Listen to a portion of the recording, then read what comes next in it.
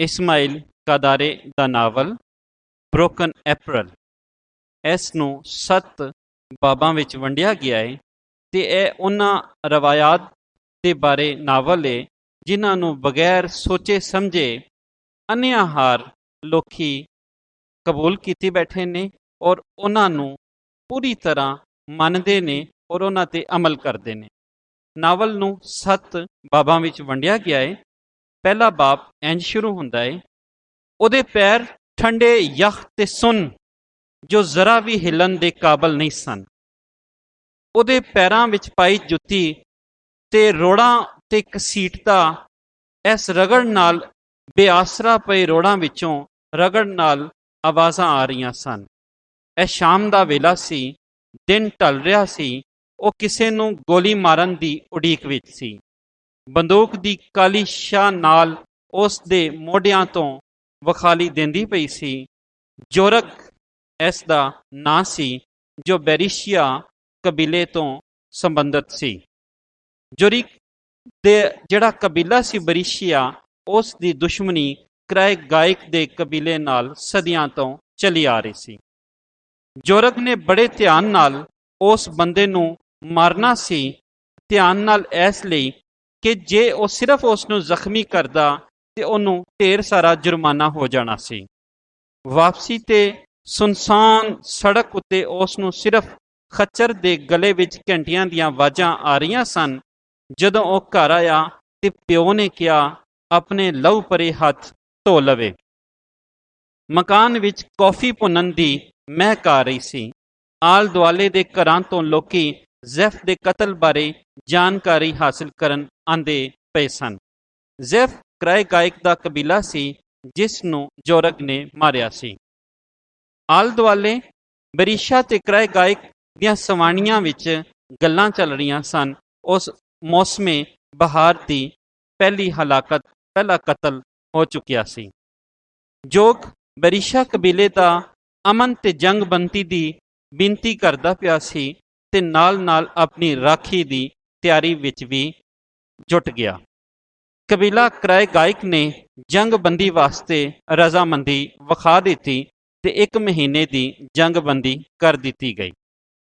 ਦੂਜੇ ਦਿਨ ਮਰਨ ਵਾਲੇ ਦਾ ਜਨਾਜ਼ਾ ਉੱਠਿਆ ਤੇ ਕਾਤਲ ਜੋਰਗ ਨੂੰ ਰਵਾਇਤ ਮੁਤਾਬਿਕ ਜਨਾਜ਼ੇ ਵਿੱਚ ਸ਼ਾਮਲ ਹੋਣਾ ਸੀ।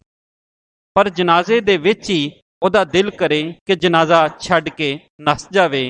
ਉਹਦੇ ਵਾਸਤੇ ਚੇਤਾਵਨੀ ਸੀ ਕਿ ਮਰਗ ਦੇ ਘਰ ਤੀਜੇ ਦਿਨ ਦਾ ਖਾਣਾ ਖਾਧਾ ਜਾਏਗਾ। ਖਾਣਾ ਸਦੀਆਂ ਪੁਰਾਣੀਆਂ ਰਸਮਾਂ ਨੂੰ ਸਾਂਭਣਾ ਸੀ। ਤੀਜੇ ਦੇ ਖਾਣੇ ਤੇ ਉਹ ਆਪਣੇ ਬਾਰੇ ਸੋਚਣ ਲੱਗਾ।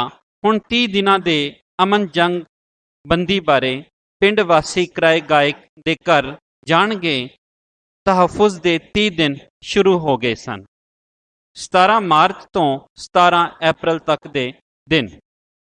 ਇੱਕ ਚਲੀ ਹੋਈ ਗੋਲੀ ਨੇ ਉਹਦੇ ਜੀਵਨ ਨੂੰ 2 ਹਿੱਸਿਆਂ ਵਿੱਚ ਵੰਡ ਦਿੱਤਾ ਸੀ।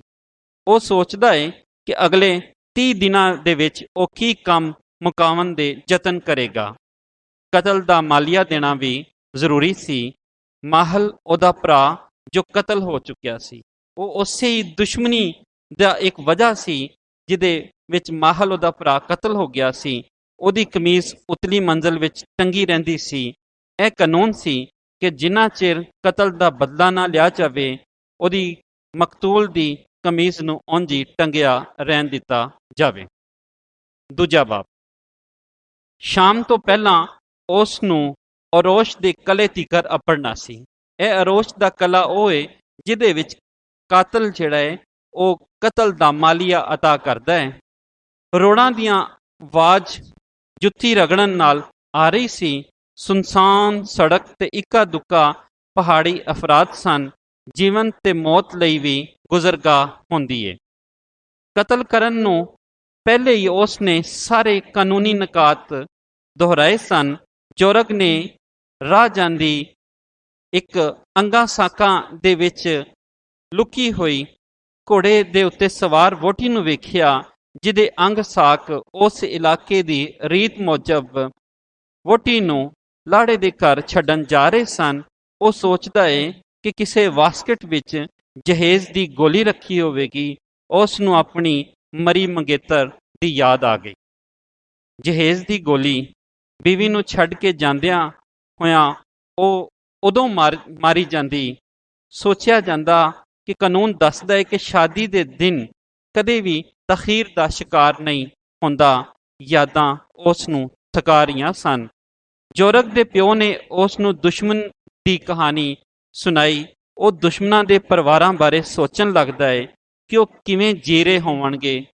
ਉੱਥੇ ਰਵਾਇਤ ਸੀ ਕਿ ਘਰ ਪ੍ਰਾਹੁਣਿਆਂ ਦਾ ਤੇ ਖੁਦਾ ਦਾ ਘਰ ਹੁੰਦਾ ਹੈ। ਉਰੋਸ਼ ਦੇ ਕਲੇ ਵੱਲ ਜਾਂਦਿਆਂ ਰਾਹ ਵਿੱਚ ਉਹ ਇੱਕ ਸਰਾਏ ਵਿੱਚ ਠਹਿਰ ਗਿਆ ਤੇ ਵੱਖ-ਵੱਖ ਕਹਾਣੀਆਂ ਸੁਣੀਆਂ। ਉੱਥੇ ਹੀ ਉਹਦੀ ਮੁਲਾਕਾਤ ਅਲੀ ਬੇਨਾਕ ਨਾਲ ਵੀ ਹੋਈ। ਉਸ ਨੂੰ ਯਾਦ ਆਉਂਦਾ ਹੈ ਕਿ ਕਤਲ ਵਾਲੇ ਦਿਨ ਤੱਕ ਉਸ ਨੇ ਕਿਵੇਂ ਮਨਸੂਬੇ ਬਣਾਏ ਸਨ। ਕਲੇ ਵਿੱਚ ਕਤਲ ਦਾ ਮਾਲੀਆ ਦੇਣ ਗਿਆ।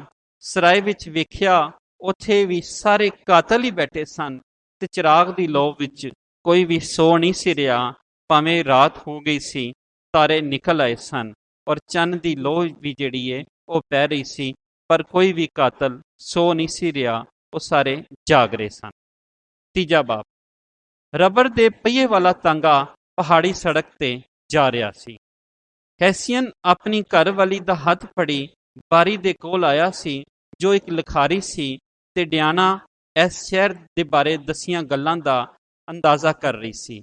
ਹੈਸੀਅਨ ਇੱਕ ਲਿਖਾਰੀ ਹੈ ਜਿਹੜਾ ਉਸ ਇਲਾਕੇ ਵਿੱਚ ਆਂਦਾ ਹੈ ਤੇ ਨਾਲ ਉਸ ਦੀ ਬੀਵੀ ਡਿਆਨਾ ਹੈ, ਜਿਹੜੀ ਉਸ ਇਲਾਕੇ ਵਿੱਚ ਸੈਰ ਕਰਨ ਦੀ ਗਰਜ਼ ਵਾਸਤੇ ਆਏ ਨੇ ਦੋਵੇਂ ਜੀ। ਔਰ ਉਹ ਅਕਸਰ ਬੱਗੀ ਦੇ ਵਿੱਚ ਸਫ਼ਰ ਕਰ ਰਹੇ ਨੇ ਜਾਂ ਫਿਰ ਕਿਸੇ ਸਰਾਂ ਦੇ ਵਿੱਚ ਠਹਿਰੇ ਹੋਏ ਨੇ। ਹੈਸੀਅਨ ਆਪਣੀ ਬੀਵੀ ਨੂੰ ਡਿਆਨਾ ਨੂੰ ਗਿਰਜਾ ਘਰ ਵਿਖਾਉਂਦਾ ਹੈ। ਖਿੜਕੀ ਤੋਂ ਤੁਰਦੇ ਪਹਾੜੀ ਲੋਕ ਜੋ ਛਤਰੀਆਂ ਫੜੀ ਵਰਦੇ ਮੀਂਹ ਵਿੱਚ ਨੇ। ਇੱਕ ਨੇ ਸਿੱਧੀ ਬਾਂਹ ਤੇ ਕਾਲਾ ਰਿਬਨ ਬੰਨਿਆ ਹੈ, ਜੋ ਮੌਤ ਦੀ ਅਲਾਮਤ ਹੈ, ਮੌਤ ਜੋ ਖੌਫਨਾਕ ਵੀ ਹੈ ਤੇ ਖੂਬਸੂਰਤ ਵੀ।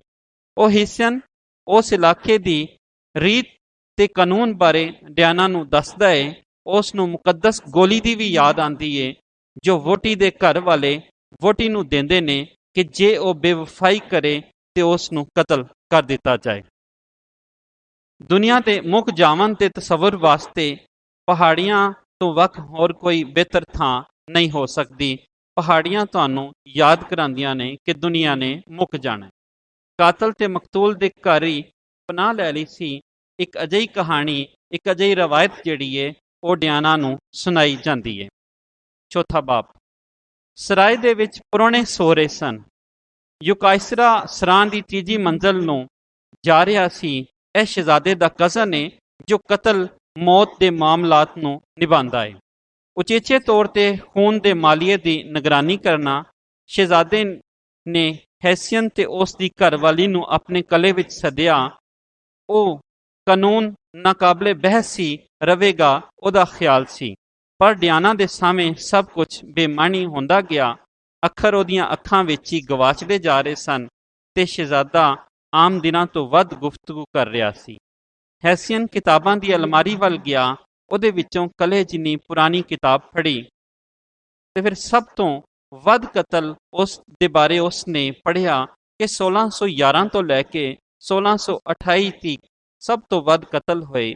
ਮਾਕ ਯੁਕਾਇਸਰੀਆ ਨੂੰ ਆਪਣੀਆਂ ਪ੍ਰਾਹੁਣਚਾਰੀਆਂ ਵਿੱਚ ਕਲੇ ਵਿੱਚ ਆਂਦਿਆਂ ਲੋਕਾਂ ਦੇ ਬਾਰੇ ਕਈ ਕਹਾਣੀਆਂ ਯਾਦ ਸਨ। ਪੰਜਵਾਂ ਬਾਬ। 5 ਮਾਰਚ ਨੂੰ ਜੋਰਗ ਰੀਜ਼ਫੋਰਡ ਅਪੜਿਆ ਸੀ। ਪਰਤਣ ਲੱਗਿਆ ਉਸ ਨੂੰ ਰਾਹ ਨਿੱਕੇ ਜਾਪ ਰਹੇ ਸਨ। ਉਹ ਵਾਪਸ ਆ ਰਿਹਾ ਸੀ। ਉਸ ਨੇ ਆਪਣੀ ਰਫ਼ਤਾਰ ਹੌਲੀ ਕਰ ਲਈ। ਉਸ ਨੂੰ ਉਹ ਥਾਂ ਵੀ ਨਜ਼ਰ ਆਈ ਜਿੱਥੇ ਉਹਦੀ ਗੈਰ ਮੌਜੂਦਗੀ ਵਿੱਚ ਪੱਥਰਾਂ ਨਾਲ ਕਬਰ ਬਣਾਈ ਗਈ ਸੀ। ਉਹ ਕਿੰਨੀ ਦੇਰ ਉਸ ਕਬਰ ਨੂੰ ਤੱਕਦਾ ਰਿਹਾ। ਉਹ ਇਸ ਸਭ ਨੂੰ ਭੁੱਲ ਕੇ ਅਗਾਂਹ ਨਿਕਲ ਜਾਣਾ ਚਾਹੁੰਦਾ ਸੀ, ਪਰ ਉਹ ਹਿੱਲ ਵੀ ਨਾ ਸਕਿਆ। ਜੋਰਗ ਦੇ ਲੋਕਾਂ ਨੇ ਉਸ ਨੂੰ ਜੀ ਆਇਆਂ ਨੂੰ ਆਖਿਆ। ਇਹ ਮਾਰਚ ਦੇ ਅਖੀਰਲੇ ਦਿਨ ਸਨ। ਉਸ ਦੇ ਦਿਲ ਵਿੱਚ ਮੌਤ ਦੇ ਅੱਖਾਂ ਦੇ ਅੱਗੇ ਹਨੇਰੇ ਤੋਂ ਬਚਣ ਦੀ ਫਿਕਰ ਨੇ ਜਨਮ ਲਿਆ। ਉਸ ਦਾ ਜੀ ਕੀਤਾ ਕਿ ਉਹ ਸਫਰੀ ਲੱਕੜਹਾਰਾ ਬਣ ਜਾਏ, ਜੋ ਥਾਂ ਫਿਰਦਾ ਵਾਜਾਂ ਲਾਉਂਦਾ ਹੈ, ਲੱਕੜ ਕਟਵਾ ਲਓ, ਲੱਕੜ ਕਟਵਾ ਲਓ। ਇੱਕ ਸਵੇਰੇ ਉਸ ਨੇ ਆਪਣੇ ਪਿਓ ਨੂੰ ਕਿਹਾ, ਬਾਬਾ, ਜਿਹੜੇ ਦਿਨ ਮੇਰੇ ਕੋਲ ਬਚੇ ਨੇ ਮੈਂ ਉਹਨਾਂ ਨੂੰ ਘੁੰਮ ਫਿਰ ਕੇ ਗੁਜ਼ਾਰਨਾ ਚਾਹੁੰਦਾ। 17 ਅਪ੍ਰੈਲ ਨੂੰ ਅਮਨ ਮੁਹੱਦਾ ਮੁੱਕ ਜਾਏਗਾ, ਭੁੱਲੀ ਨਾ ਪੁੱਤਰਾ, ਪਿਓ ਆਪਣੇ ਪੁੱਤਰ ਨੂੰ ਯਾਦ ਕਰਵਾਉਂਦਾ ਏ। ਜੋਰਗ ਘੁੰਮਦਾ ਫਿਰਦਾ ਰਿਹਾ ਅਣਜਾਣ ਮੁਖੜਿਆਂ ਵਿੱਚ ਤੇ ਅਣਜਾਣ ਰਾਹਾਂ ਤੇ ਉਹ ਲਗਾ ਰਿਹਾ। ਕਈ ਕਹਾਣੀਆਂ, ਕਈ ਸਰਾਵਾਂ ਵਿੱਚ ਜਾ ਕੇ ਉਸਨੇ ਸੁਣੀਆਂ। ਉਹ ਜਾ ਕੇ ਕਈ ਸਰਾਵਾਂ 'ਚ ਠਹਿਰਦਾ ਜਿੱਥੇ ਤੰਬਾਕੂ ਤੇ ਗਿੱਲੀ ਉੱਨ ਦੀ ਬੋ ਆਉਂਦੀ, ਤੇ ਉੱਥੇ ਪੁਰਾਣੇ ਲੋਕਾਂ ਦੀਆਂ ਗੱਲਾਂ ਸੁਣਦਾ। ਉਸ ਸਵਾਣੀ ਬਾਰੇ ਵੀ ਗੱਲਾਂ ਕਰਦੇ ਲੋਕ, ਜਿਹਦੇ ਕੋਲੋਂ ਗੰਢੇ ਤੇ ਤੰਬਾਕੂ ਦੀ ਬੋ ਆ ਰਹੀ ਸੀ। ਉਹ ਅਜੀਬ ਜਿਹੀ ਬੱਗੀ ਦੀ ਭਾਲ ਵਿੱਚ ਸੀ, ਜਿਹਦੇ ਵਿੱਚ ਸੁਰਖ ਜਿਹੇ ਰੰਗਾਂ ਦੇ ਵਾਲਾਂ ਵਾਲੀ ਸਵਾਣੀ ਦੀ ਖੁਸ਼ਬੂ ਦਾ ਜਾਦੂ ਉਸ ਨੂੰ ਕੋਮਲ ਜਜ਼ਬੇ ਨਾਲ ਨਵੀਂ ਦੁਨੀਆ ਵਿੱਚ ਲੈ ਜਾਂਦਾ। 6ਵਾਂ ਬਾਬ। ਹੈਸੀਅਨ ਨੇ ਆਪਣੀ ਘਰਵਾਲੀ ਨੂੰ ਵੇਖਿਆ ਜੋ ਬੇਜ਼ਾਰ ਲੱਗ ਰਹੀ ਸੀ। ਉਕਤਾਹਟ ਤੇ ਬੇਦਾਰੀ ਉਹਦੀਆਂ ਅੱਖਾਂ 'ਚੋਂ ਸੀ ਤੇ ਉਹਦਾ ਰੰਗ ਪੀਲਾ ਪੈ ਰਿਹਾ ਸੀ। ਕੋਲ ਹੋਣ ਦੇ ਬਾਵਜੂਦ ਦੋਵਾਂ ਦੇ ਵਿੱਚ ਕੋਈ ਗੱਲ ਨਾ ਹੋਈ। ਉਹ ਕਿੰਨਾ ਚਿਰ ਹੀ ਚੁੱਪ ਬੈਠੇ ਰਹੇ। ਦੋਵੇਂ ਚੁੱਪ ਬੈਠੇ ਸਨ। ਹੈਸੀਅਨ ਨੂੰ ਸੈਰ ਮੁੱਕਣ ਦਾ ਖਿਆਲ ਆ ਰਿਹਾ ਸੀ ਕਿ ਉਹਨਾਂ ਦਾ ਵੇਲਾ ਜਿਹੜਾ ਹੈ ਸੈਰੋ ਸਪਾਟਾ ਵਾਲਾ ਉਹ ਮੁੱਕ ਜਾਣਾ ਹੈ। ਉਹ ਚਾਨਣੀ ਰਾਤ ਵਿੱਚ ਖਿੜਕੀ ਕੋਲ ਖਲੋਤਾ ਬਾਹਰ ਵੇਖਣ ਲੱਗ ਜਾਂਦਾ ਹੈ। ਹੁਣ ਉਹਨੂੰ ਬਾਹਰ ਦੇ ਮੰਜ਼ਰ ਜਾਣੇ ਪਛਾਣੇ ਜਾਪਦੇ ਸਨ। ਇੱਕ ਬੁੱਢੀ ਔਰਤ ਨਾਲ ਉਸ ਦੀ ਮੁਲਾਕਾਤ ਹੁੰਦੀ ਏ, ਜਿਸ ਦੇ ਸਾਰੇ ਪਿੰਡ ਵਾਲੇ ਜਿਹੜੇ ਨੇ ਅਮਨ ਮੀਨਾਰ ਵਿੱਚ ਜਾ ਕੇ ਪਨਾਹ ਲੈ ਕੇ ਬੈਠੇ ਨੇ। ਉਹ ਔਰਤ ਦੱਸਦੀ ਏ ਕਿ 200 ਪਰਿਵਾਰਾਂ ਵਿੱਚੋਂ ਸਿਰਫ 20 ਪਰਿਵਾਰ ਅਜਿਹੇ ਨੇ ਜੋ ਕਤਲ ਵਿੱਚ ਗ੍ਰਿਫਤਾਰ ਨਹੀਂ ਹੋਏ, ਤੇ ਉਹਨਾਂ ਦੇ ਪਿੰਡ ਵਿੱਚ ਇੰਜ ਲੱਗਦਾ ਹੈ ਜਿਵੇਂ ਕੋਈ ਵਬਾ ਆ ਗਈ ਹੋਏ, ਔਰ ਬਹੁਤੇ ਲੋਕੀ ਅਮਨ ਵਾਲੇ ਮੀਨਾਰ ਦੇ ਵਿੱਚ ਜਾ ਗਵਾਚੇ ਨੇ ਔਰ ਉੱਥੇ ਪਨਾਹ ਲੈ ਕੇ ਬੈਠੇ ਨੇ। ਸਰਾਂ ਤੋਂ ਵਿਛੜ ਕੇ ਡਿਆਣਾ ਪਨਾਹ ਵਾਲੇ ਮੀਨਾਰ ਵਿੱਚ ਚਲੀ ਗਈ। ਜਦੋਂ ਪਾਦਰੀ ਜੋ ਕਤਲ ਦੇ ਖੂਨ ਤੋਂ ਮਾਵਰਾ ਸੀ, ਉਹ ਹੀ ਅੰਦਰ ਜਾ ਸਕਦਾ ਸੀ, ਉਹ ਅੰਦਰ ਜਾਣ ਲੱਗਦਾ ਹੈ ਤੇ ਉਹ ਵੇਖਦਾ ਹੈ ਕਿ ਇੱਕ ਸਵਾਣੀ ਬਾਹਰ ਨੂੰ ਆ ਰਹੀ ਹੈ ਔਰ ਉਹੀ ਡਿਆਣਾ ਹੈ। ਦੋਵਾਂ ਵਿੱਚ ਸਰਦ ਜੰਗ ਸ਼ੁਰੂ ਹੋ ਜਾਂਦੀ ਹੈ। ਹੈਸਨ ਤੇ ਉਹਦੀ ਬੀਵੀ ਡਿਆਣਾ ਦੇ ਵਿੱਚ ਜਿਵੇਂ ਕਿ ਸਰਦ ਜਿਹੀ ਜੰਗ ਸ਼ੁਰੂ ਹੋ ਜਾਂਦੀ ਹੈ। ਸਵੇਰੇ ਸਵੇਰੇ ਦੋਵੇਂ ਸਰਾਂ ਤੋਂ ਨਿਕਲ ਜਾਂਦੇ ਨੇ। ਇਹ 17 ਅਪ੍ਰੈਲ ਦੀ ਸੁਬਹ ਹੈ। 7ਵਾਂ ਬਾਬ। 17 ਅਪ੍ਰੈਲ ਦੀ ਸਵੇਰ ਜੋਰਗ ਮਰਕਜ਼ੀ ਸੜਕ ਤੇ ਆਪਣੇ ਪੈਂਡੇ ਉੱਤੇ ਜੰਗਬੰਦੀ ਸ਼ਾਮ ਨੂੰ ਮੁੱਕਣ ਵਾਲੀ ਹੈ। ਜੇ ਉਸ ਨੂੰ ਪਹਿਲਾਂ ਮਾਰ ਦਿੱਤਾ ਗਿਆ ਤੇ ਉਸ ਦਾ ਸਿਰ ਚੜ੍ਹਦੇ ਪਾਸੇ ਹੋਇਆ ਤੇ ਮਤਲਬ ਦੁਪਹਿਰ ਦੇ ਬਾਅਦ ਮਾਰਿਆ ਗਿਆ। ਜੇ ਲਹਿੰਦੇ ਪਾਸੇ ਹੋਇਆ ਤਾਂ ਉਸ ਨੂੰ ਜੰਗਬੰਦੀ ਤੋਂ ਪਹਿਲਾਂ ਮਾਰ ਕੇ ਬੁਜ਼ਦਿਲੀ ਦਾ ਸਬੂਤ ਦਿੱਤਾ ਗਿਆ। ਉਹ ਭੁੱਲਦਾ ਵੀ, ਪਰ ਸੜਕ ਉਸ ਨੂੰ ਸਭ ਚੇਤੇ ਕਰਾ ਦਿੰਦੀ। ਜੇ ਉਹ ਬੱਗੀ ਮੈਦਾਨਾਂ ਵਿੱਚ ਫਿਰਦੀ ਰਹੇ ਤਾਂ ਖੁਦ ਨੂੰ ਪਨਾਹ ਦੇ ਮੀਨਾਰ ਵਿੱਚ ਪਨਾਹ ਦੇ ਸਕਦਾ ਸੀ। ਜੋਰਗ ਨੇ ਆਪਣੇ ਪਰਿਵਾਰ ਬਾਰੇ ਸੋਚਣ ਦੀ ਕੋਸ਼ਿਸ਼ ਕੀਤੀ। ਉਧਰ ਹੈਸਨ ਤੇ ਡਿਆਨਾ ਦੀ ਬੱਗੀ ਪਹਾੜਾਂ ਦੀ ਵਾਦੀ ਤੋਂ ਦੂਰ ਹੁੰਦੀ ਜਾ ਰਹੀ ਏ ਤੇ ਉਹ ਮੌਤ ਦੀ ਮੁਮਲਕਤ ਤੋਂ ਦੂਰ ਹੁੰਦੇ ਜਾ ਰਹੇ ਸਨ। ਉਸ ਨੇ ਆਪਣੀ ਬੀਵੀ ਡਿਆਨਾ ਨੂੰ ਵੇਖਿਆ ਜੋ ਪੀਲੇ ਮੁਖੜੇ ਵਿੱਚ ਚਲਦੀ ਬੱਗੀ ਨਾਲ ਵੱਜਦੇ ਝਟਕੇ ਨਾਲ ਉਕਤਾਹਟ ਤੇ ਬੇਜ਼ਾਰੀ ਵਿਖਾ ਰਹੀ ਸੀ, ਤੇ ਉਹਨੂੰ ਇਸ ਵੇਲੇ ਉਹ ਕੋਈ ਅਣਜਾਣ ਸਵਾਣੀ ਲੱਗੀ, ਇੱਕ ਅਜਿਹਾ ਅਣਜਾਣ ਜਿਸਮ ਲੱਗੀ ਜਿਹਦੀ ਰੂਹ ਪਿਛਾਂ ਹੀ ਕਿਧਰੇ ਰਹਿ ਗਈ ਹੋਵੇ। ਸ਼ਾਮ ਹੋ ਰਹੀ ਸੀ ਤੇ ਜੋਰਗ ਨੂੰ ਰਾਤ ਗੁਜ਼ਾਰਨ ਲਈ ਲੰਮੀ ਪਨਾਹ ਦੀ ਭਾਲ ਸੀ। ਮਰਕਜ਼ੀ ਸੜਕ ਸੁਨਸਾਨ ਬਿਆਬਾਨ। ਉਸ ਨੇ 2 ਪਹਾੜੀ ਮਰਦ ਤੇ ਇੱਕ ਸਵਾਣੀ ਕੋਲੋਂ ਜੰਗਬੰਦੀ ਦੇ ਤਹਫੁਜ਼ ਵਾਲੀ ਸੜਕ ਬਾਰੇ ਪੁੱਛਿਆ ਤੇ ਉਧਰ ਨੂੰ ਕਾਹਲੀ ਨਾਲ ਤੁਰ ਪਿਆ। ਰਾਹ ਵਿੱਚ ਇੱਕ ਹੋਰ ਕਾਤਲ ਮਿਲਿਆ ਜੋ ਆਪਣਾ ਟੱਗਾ ਵੇਚਣਾ ਚਾਹ ਰਿਹਾ ਸੀ ਤੇ ਉਸ ਦੀ ਜੰਗਬੰਦੀ ਦੇ 3 ਦਿਨ ਪਹਿਲਾਂ ਖਤਮ ਹੋ ਚੁੱਕੇ ਸਨ। ਉਸ ਨੇ ਸਲੀਬ ਵਾਲੇ ਸਰਾਂ ਵਿੱਚੋਂ ਕਾਲੀ ਬੱਗੀ ਤੇ ਬਹੁਤ ਸੋਹਣੀ ਸਵਾਣੀ ਦੇ ਬਾਰੇ ਜੋਰਗ ਨੂੰ ਦੱਸਿਆ। ਆਪਣੀ ਅਫਸਰਾਂ ਨੂੰ ਨੇੜਿਓਂ ਵੇਖ ਤੱਕ ਹੀ ਉਹ ਪਾਗਲਾਂ ਵਾਂਗੂ ਉਹਨੂੰ ਵੇਖਣ ਲਈ ਨੱਸ ਪਿਆ। ਉਧਰ ਵਾਪਸ ਤੁਰਦੀ ਬੱਗੀ ਤੇਜ਼ੀ ਨਾਲ ਜਾ ਰਹੀ ਸੀ। ਹੈਸਨ ਨੂੰ ਲੱਗ ਰਿਹਾ ਸੀ ਉਸ ਦੀ ਡਿਆਣਾ ਵਿਚਲੀ ਔਰਤ ਉੱਥੇ ਹੀ ਕਿਧਰੇ ਪਹਾੜਾਂ ਵਿੱਚ ਰਹਿ ਗਈ ਏ। ਇੱਕ ਝਟਕੇ ਨਾਲ ਉਹਨੇ ਮੋਢੇ ਤੋਂ ਬੰਦੂਕ ਉਤਾਰਨ ਦਾ ਯਤਨ ਕੀਤਾ ਸੀ। ਜੋਰਗ ਨੂੰ ਜ਼ਮੀਨ ਘੁੰਮਦੀ ਨਜ਼ਰ ਆਉਣ ਲੱਗੀ। ਇੱਕ ਲਮਹੇ ਵਿੱਚ ਜਿਉਂ ਸਾਰੀ ਦੁਨੀਆ ਠਹਿਰ ਗਈ ਹੋਏ। ਦੋ ਹੱਥ ਉਹਦੇ ਜੁੱਸੇ ਨੂੰ ਛੂਹ ਰਹੇ ਸਨ। ਇੱਕ ਬੰਦੂਕ ਦੀ ਨਾਲੀ ਉਹਦੀ ਸੱਜੀ ਗਲ ਨੂੰ ਛੂਹ ਰਹੀ ਸੀ। ਬਿਲਕੁਲ ਰਵਾਇਤ ਵਾਂਗ ਉਹਨੂੰ ਆਪਣੇ ਕਾਤਲ ਦੀ ਬਜਾਏ ਬਰਫ਼ ਦੇ ਸਫੇਦ ਸਫੇਦ ਟੁਕੜੇ ਨਜ਼ਰ ਆਉਣ ਲੱਗੇ ਤੇ ਵਿੱਚ ਖਲੋਤਾ ਕਾਲਾ ਢੱਗਾ ਵੀ, ਜਿਹੜਾ ਕਈ ਦਿਨਾਂ ਤੋਂ ਵਿਕ ਨਹੀਂ ਸੀ ਰਿਹਾ। ਉਸ ਨੂੰ ਪੈਰਾਂ ਦੀ ਆਵਾਜ਼ ਸੁਣਾਈ ਦੇਣ ਲੱਗੀ। ਉਹ ਹੋਰ ਕੋਈ ਨਹੀਂ, ਉਹ ਆਪ ਹੀ ਸੀ ਜੋ ਆਪਣੇ ਆਪ ਤੋਂ ਨੱਸ ਰਿਹਾ ਸੀ। ਪਿੱਛੇ ਸੜਕ ਤੇ ਆਪਣਾ ਜਿਸਮ ਛੱਡ ਕੇ ਨੱਸਦਾ ਹੋਇਆ ਉਸ ਨੇ ਆਪਣੇ ਵਜੂਦ ਨੂੰ ਆਪ ਹੀ ਮਾਰ ਛੱਡਿਆ ਸੀ। ਹੈ ਇਸਮਾਈਲ ਕਾਦਾਰੇ ਦਾ ਤਾਲੁਕ ਅਲਬਾਨੀਆ ਤੋਂ ਹੈ। 1936 ਵਿੱਚ ਜਨਮ ਹੋਇਆ। ਹਾਲੇ ਉਹ ਹਯਾਤ ਨੇ ਤੇ ਫਰਾਂਸ ਦੇ ਵਿੱਚ ਉਹ ਰਹਿੰਦੇ ਨੇ। ਆਪ ਨੇ ਬਹੁਤ ਸਾਰੇ ਨਾਵਲ ਲਿਖੇ, ਸ਼ਾਇਰੀ ਕੀਤੀ ਤੇ ਮਜ਼ਮੂਨ ਨਗਾਰ ਵੀ ਨੇ।